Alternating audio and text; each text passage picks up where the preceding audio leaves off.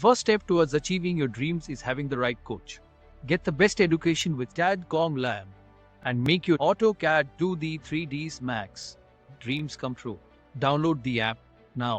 फिर होच-पोच हो जाती है, समझ में नहीं आता। इसीलिए आर्किटेक्चर पार्ट में इसीलिए कॉल आउट्स को यूज़ करा गया है, डिटेल कॉल आउट को यूज़ करा जाता है ताकि आप उनको मार्क करके अलग सेपरेटली शो करा सकें सिस्टमेटिक वे। और टेम्पलेट डिज़ाइन, वास्तु की नॉलेज, उसकी information, standard sizes of room, standard sizes of furnitures, types of furnitures, types of vanities, उनके नेम, हर एक पॉइंट प्लानिंग का यहाँ से स्टार्ट होता है। प्लानिंग का पार्ट यहाँ से स्टार्ट होता है।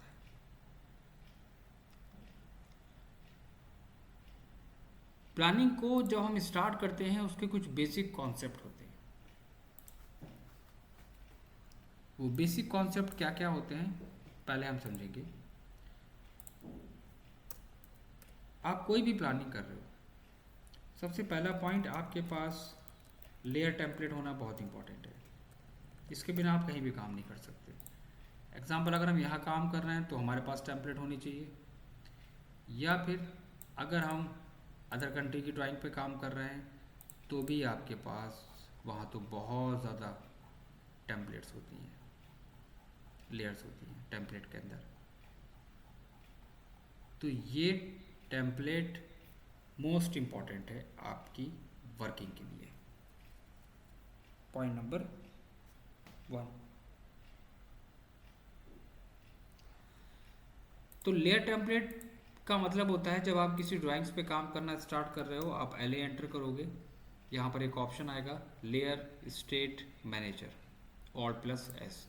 क्लिक करने के बाद आप import options, not new, import पे आके आपके पास टेम्पलेट जिस लोकेशन पे होगी आप उसको चूज़ करोगे, और नीचे दिया है फाइल ऑफ टाइप, आप यहाँ से .las लोगे। .ls लेने के बाद आपने ओपन करा, रीस्टोर पे क्लिक करा, सारी की सारी टेम्पलेट आपके पास आ गई, सारी टेम्पलेट आपके पास इंपोर्ट हो गई, आपने वर्क स्टार्ट कर दिया अपना। सबसे पहले लेयर टेम्पलेट, और उसके बाद आपको फोकस करना पड़ेगा, आपका लाइन वेट ऑन होना चाहिए। ये कॉन्सेप्ट है, इसके प्रोसेस है ये, नॉट कॉन्सेप्ट कहेंगे, process, how we can start the plan.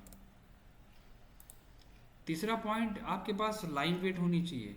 आप नॉर्मल प्लान अगर आप दे रहे हो और अगर वो लाइन वेट पे नहीं है स्टैंडर्ड, तो वो बेकार है। अब अगर मैं किसी से पूछता हूँ कि ये बताओ इस डोर का लाइन वेट क्या होगा, नहीं मालूम। वॉल का लाइन वेट, फर्नीचर का लाइन वेट, कोई आइडिया नहीं।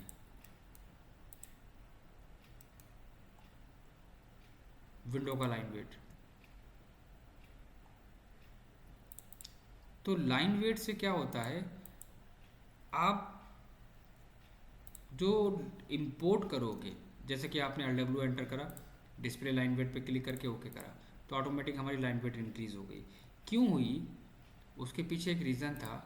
लाइन वेट हमारी इसलिए इंक्रीज हुई क्योंकि हमारे पास types of line weight, name और उनके लाइन टाइप थे पहले से।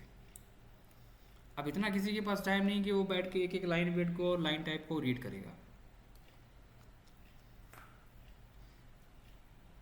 हर एक ऑब्जेक्ट के डिफरेंट डिफरेंट लाइन टाइप होते हैं, उनके लाइन वेट होते हैं, उनके स्टैंडर्ड कलर कोडिंग होती है, कलर की भी वैल्यूज़ होती हैं, कलर की भी प्रॉपर्टीज़ होती हैं। ये भी आपको पता होना चाहिए कि लाइट डार्क कहाँ पर यूज़ करना है, लाइट शेड कहाँ यूज़ करना है, डार्क शेड कहाँ यूज़ करना है, वॉल का कलर क्या चूज़ कर सकते हैं, फर्नीचर का कलर क्या चूज़ करेंगे। ऐसा नहीं होता है कि आपने बेसिक ऑफसेट करके वॉल बनाई, अंदर ऑफसेट करा, रूम दिया, डोर को लगाया, कॉपी पेस्ट करा और नेम डाल दिया, रूम प्लानिंग फाइनल।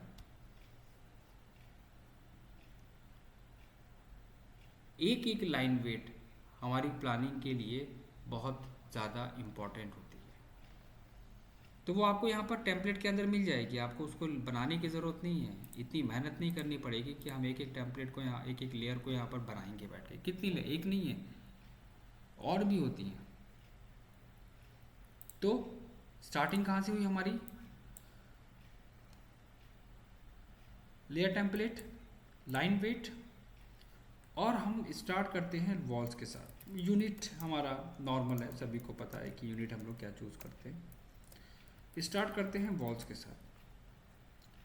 अब आप अगर यहाँ काम कर रहे हो, मैं बेसिक से लेके चल रहा हूँ, अगर हम यहाँ काम कर रहे हैं प्लानिंग पे, ठीक है, आपने वॉल स्टार्ट करी, प्रोसेस को समझना है, वॉल से स्टार्ट करना है, नंबर 1 पॉइंट।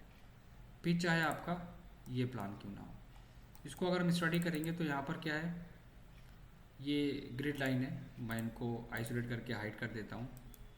तो जितनी भी हमारी यहाँ पर वॉल है वो हमारी लेयर पे मेंशन है। तो पहला काम क्या है हमारा यहाँ पर पहला काम है कि हमको सारी वॉल्स क्रिएट कर लेनी है।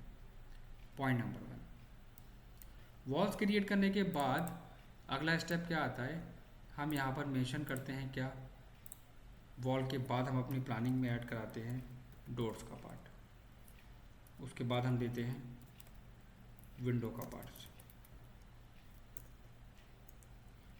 और डोर्स और विंडो को प्लेस करने का तरीका बहुत सिंपल सा है। मैं कुछ ब्लॉक्स शेयर करूंगा आपको, आप उन ब्लॉक्स को कॉपी पेस्ट करेंगे अपनी ड्राइंग्स के अंदर, और इन केस उनका साइज़ अगर बहुत ज़्यादा बड़ा होगा ब्लॉक को कॉपी पेस्ट करने के बाद, तो सबसे पहला पॉइंट क्या होगा कि आप कहाँ पर डोर देंगे। तो मैं एग्जांपल ले लेता हूँ कि मैं इस एरिया में डोर को दूंगा, आप उतनी ओपनिंग पहले से छोड़ देंगे, ये ओपनिंग आपने छोड़ दी, डोर को सेलेक्ट करके आपने मूव कराया, डोर को सेलेक्ट करके आपने मूव करा लिया। डोर आपका प्रॉपर लेयर पे होना चाहिए, ये हमारा किस पे है, वॉल्स पे। तो पहला काम क्या है कि लेयर पे फोकस करो, स्केल करो, क्लिक करके रेफरेंस आर एंटर, हम इसमें यूज़ करते हैं स्केल ऑप्शन, सेलेक्ट करके सी एंटर, क्लिक करके R, first last, P enter करके 1 और 2 सेलेक्ट करके प्लेस करो। कहाँ पर डोर का टैग है, डोर का टैग दो। ये प्रोसेस हमें बाद में नोट करना है।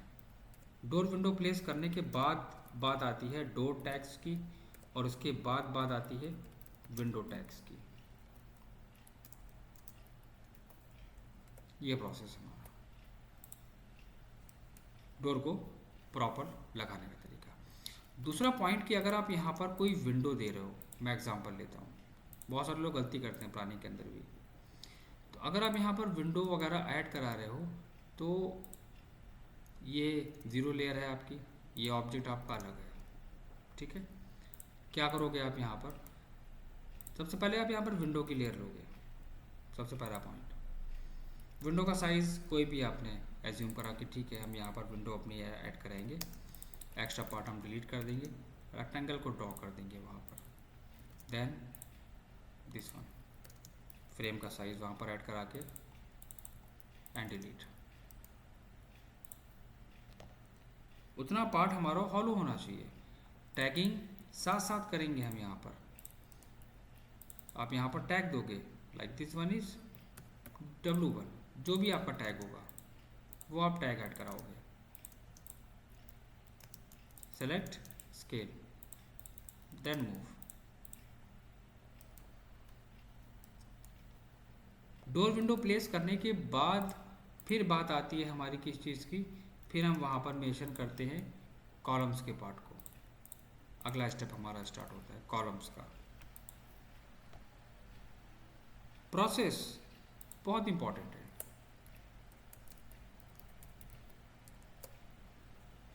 कॉलम को देना, मेंशन करना ड्राइंग्स के अंदर, ठीक है, हमने इसको बनाया,